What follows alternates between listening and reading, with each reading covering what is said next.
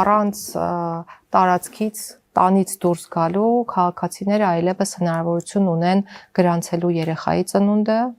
ամուսնությունը, այո, on-line ամուսնանալ, on-line չի խրախուսվում իհարկե, բայց նաև ամուսնալուծվել, կարող են անվան փոփոխություն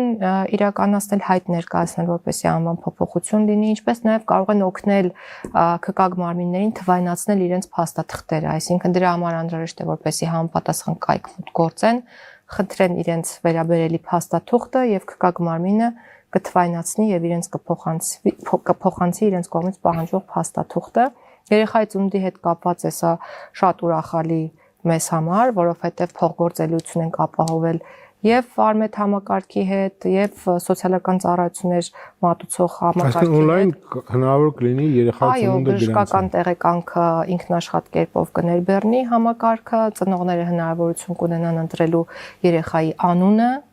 ազգանունը եւ ստանալու փաստացի երեխայի ծննդյան վկայականը։ Այսինքն մեր միտքը ապահովելն է քաղաքացու համար արագ, արդյունավետ եւ մատչելի ծառայություն, մարդակենտրոն ծառայություն։ Այս գաղափարը դրված է մեր բոլոր բարեփոխումների